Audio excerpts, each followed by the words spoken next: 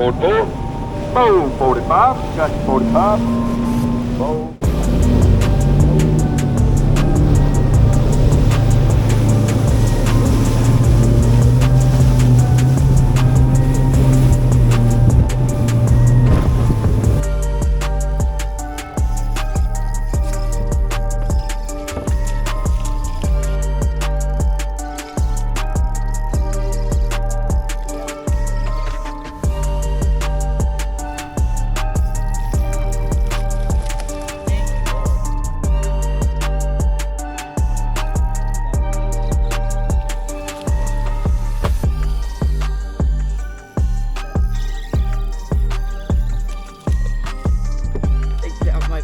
Cut.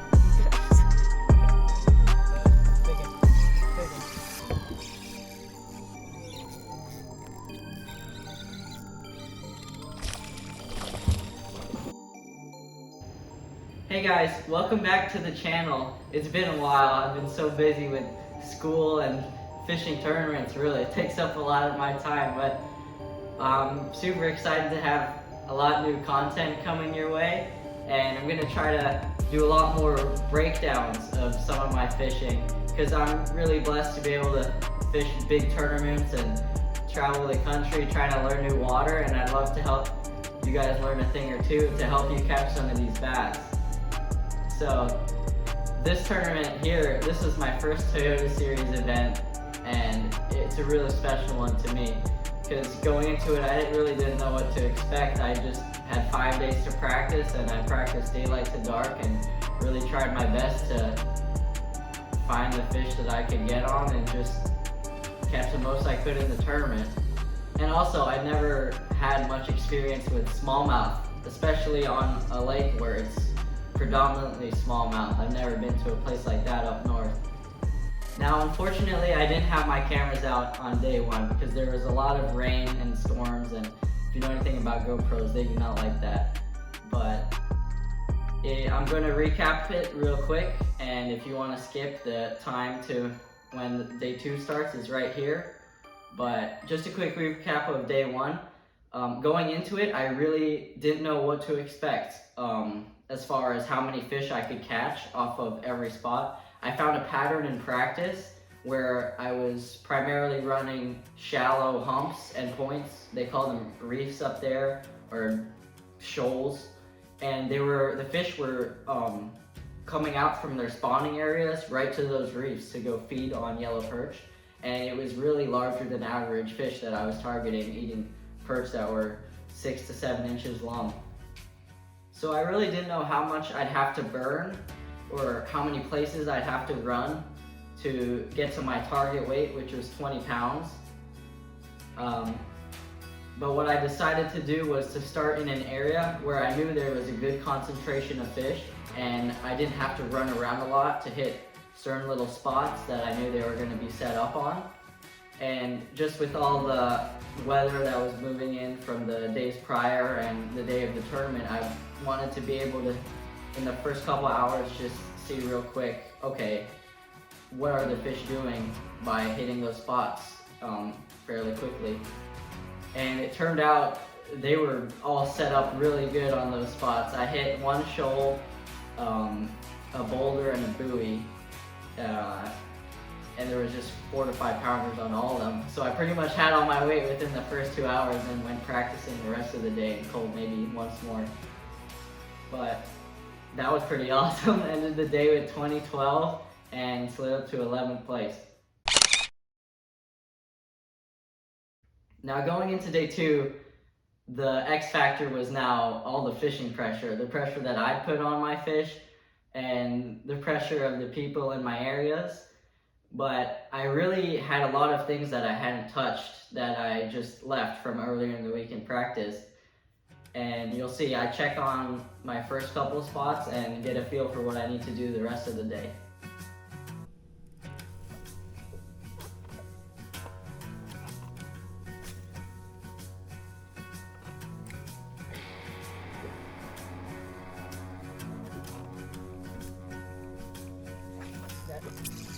I've always dirtied everything that I found. This ain't no difference, so look at you now. Baby, cut yourself. Baby, cut yourself loose. Save all the things that I said that night. Playing it cool, but I never got it right. Baby, cut yourself. Baby, cut yourself loose. I was mesmerized by your eyes. You keep me up every night. Keep me up every night. There ain't no satisfaction for me now. There ain't no satisfaction for me now. There ain't no satisfaction for me now. Now that you're gone, now that you're gone, now that you're gone.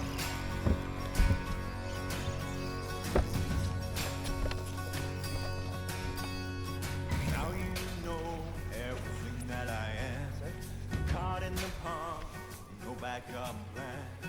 Baby, cut yourself, baby, cut yourself loose. Cause a little trouble, don't shed a tear. Keep that sunny smile from ear to ear. And baby, cut yourself, baby, cut yourself loose.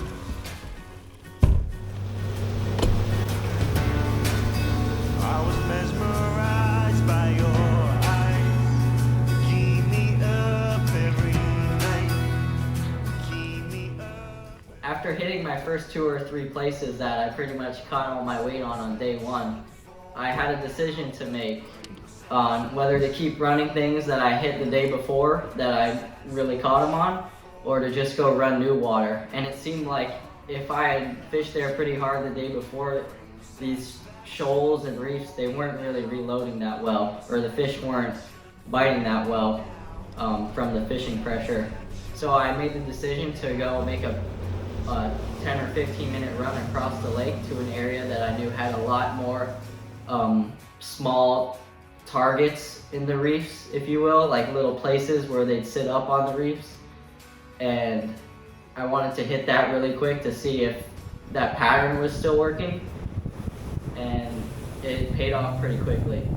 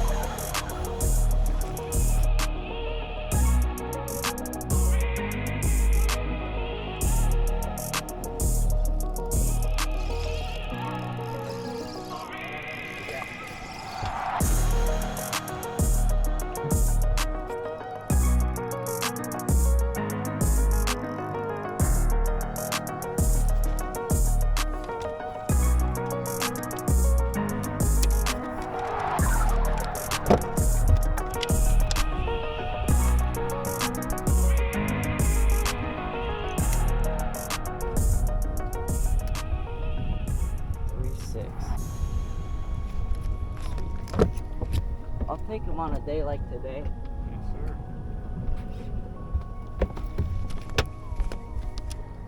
I think if I could get 2 more over 3.5, I'll be good. They're just so, I mean, I've casted at so many 4-pounders like in this area. But any minute they could turn on with this weather, I feel like.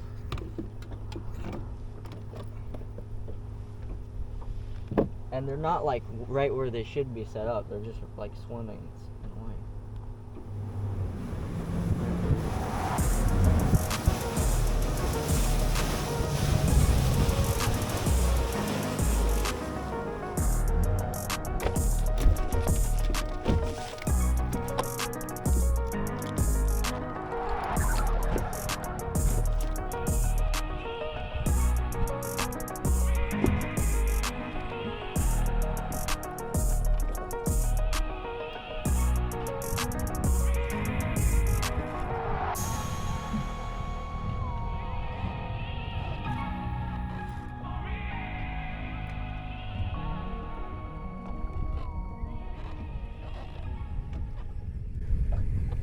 chasing a fish right now. What's that? I'm chasing a fish right now. Yep. It looks pretty big and it's swimming away. So you hear me then, I was fishing an isolated rock pile in about 18 feet of water, and I noticed a fish start swimming across the rock pile and out to some deeper water. And I started to chase it because it looked like the right size fish. And there's a lot of hate for fishing for these rowing fish and using forward-facing sonar. But what people don't realize is it's actually really hard to target some of these roaming fish. When they're swimming up and down, and they'll be in out to over 60 feet of water, and they're swimming really fast, and you need to get a bait right on them. It can be 5, 10, up to 15 minutes, I've talked to people, before that fish even gets a good view of your bait, a good presentation to it, and they might not even bite. So it really takes a lot of skill to be able to follow the fish, to make accurate casts, to lead it to where it's going, and to even know what's worth following or not, if it's a bass, if it's big enough, because that takes a lot of time out of your day.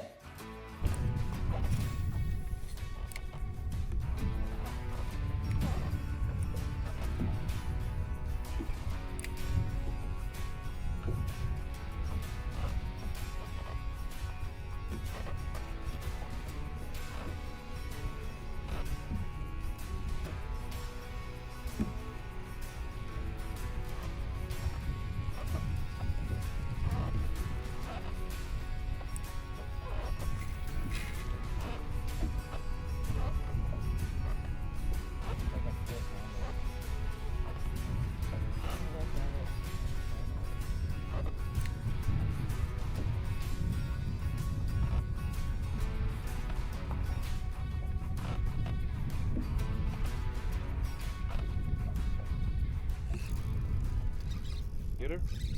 Different one. Might be big though. I'll take the net. Smallmouth for sure. One decent for sure. Stinking swimming out in the middle of nowhere. Oh yeah.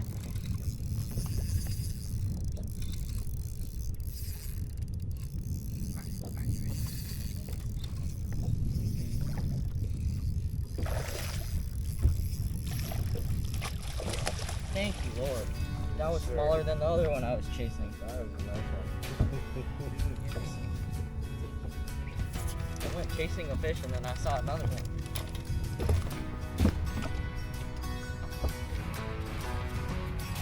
Oh gosh, dang. Get over. Wow. 4 1/4.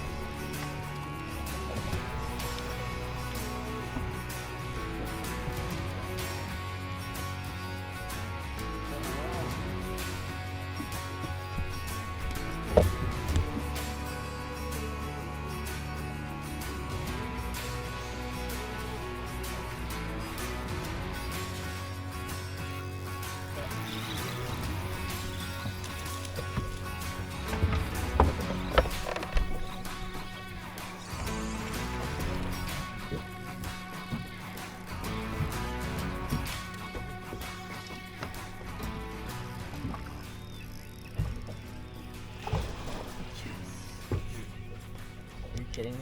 That's a bad. Maybe I might be the cut. Get up. Oh, thank you. Not a problem, bud. I think that might be the cut. Because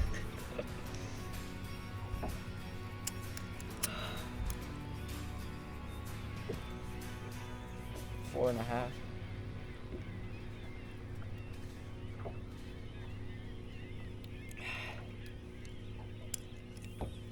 gives me 19 3/4. Oh no. Yeah, 19. Where I caught that fish, there was some more like the exact same size. Really? They didn't touch it though, so I went away. I'm gonna go back to them in a second. Yeah. They're sitting on like a little isolated clump of grass. It may be a little hard to hear there, but I was basically saying I caught that 4.5 pounder off a little piece of isolated grass, and there was a few more fish with it that looked similar size on the scope. And I cast it back in there after I caught that one, and they didn't seem to be acting quite right, but they showed a lot of interest in my bait. And whenever that happens, it's usually pretty good to leave them, let them set up after you just caught one. Let them go set back up on what they're sitting on, and then maybe go cast from a different angle, which is what I ended up doing.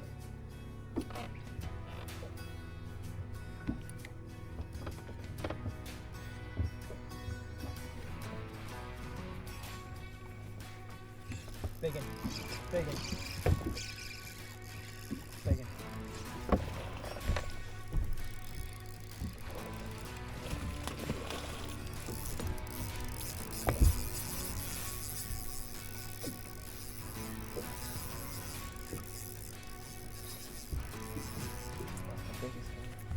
Did you? Yeah.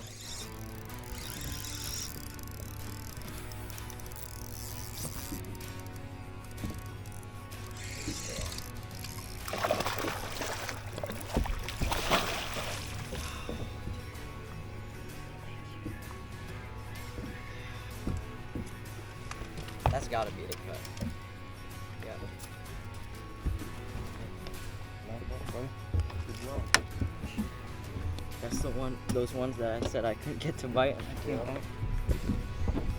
Got them all to look at it at the same time. So at this point in the day, it was about 11 a.m. and I had over 20 pounds on my scale, which was definitely in my mind what I needed to be in contention going into the last day. And so I just went running new places that I hadn't been for a few days, places that I hadn't even seen throughout the week. Just try to find something special and really not to burn any of the fish that I knew about.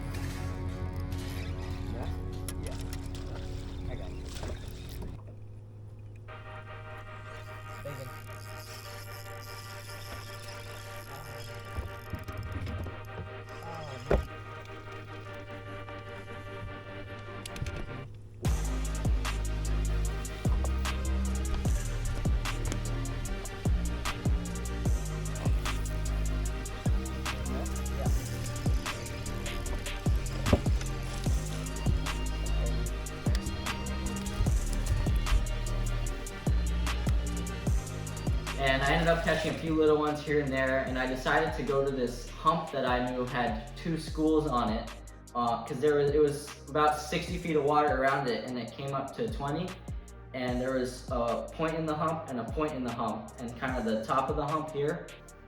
So I checked one point on the hump where there was a school a few days ago, and I didn't see a school. So I was debating whether to go run over to the other point in the hump or just kind of troll over and kind of see what was on it. So I ended up making a good decision to just take a few more extra minutes to troll over the hump and kind of pan around and see what was there, and ended up relocating both of those groups of fish on top of the hump, right where it came up.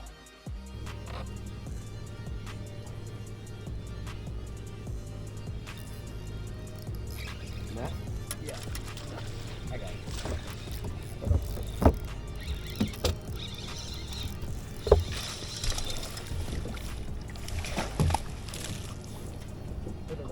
Guy. I found where they went. They're sitting on the top of the hump, not the side. just noticed your GoPro a minute ago. Oh yeah. You do YouTube channel? Yeah, I have a YouTube channel. You do? Yeah, Mondos for Life. I'll have to follow that. Appreciate it. Dang it, he just went down to his buddies. Now they're like swimming away. Oh, you're looking at it.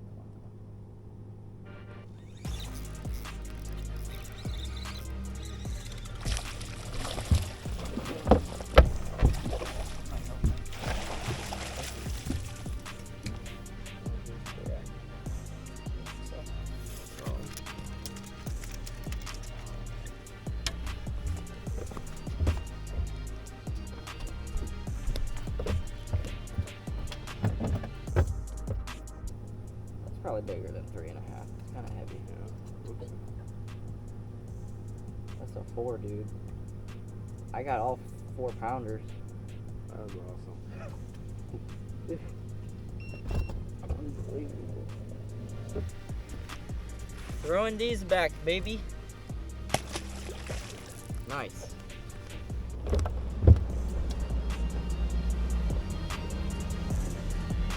Thank you. Yep.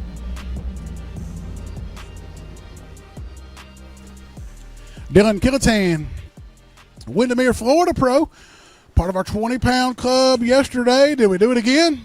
We got 20 more? Scale said so. Scale said so. What about these scales? These are the ones that matter. We got 20.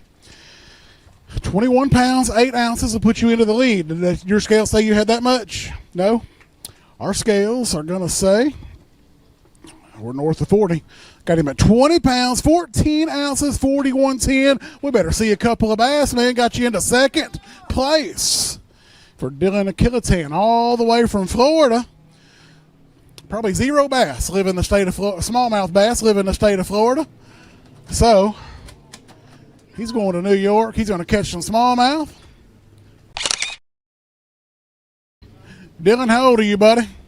16. 16 years young? Yep. Wow. Senior now. A senior in high school. We're going fishing tomorrow, man. I'll see you about 4:30 in that top 25 meeting. Big round of applause for our high school senior going all the way to second place, man. That is incredible. So guys, weighed just shy of 21 pounds on day 2. 20 pounds, 14 ounces had me sitting in 6th place going into the last day of the event. So if you made it to this point in the video, thank you so much for watching. Make sure to leave a like and comment down below if you like this kind of informative content. And consider subscribing, that would help out the channel a lot. But keep your eyes out for the day 3 recap and a video on drifting on the St. Lawrence River. That'll be a fun one. So thanks again for watching, and tight lines.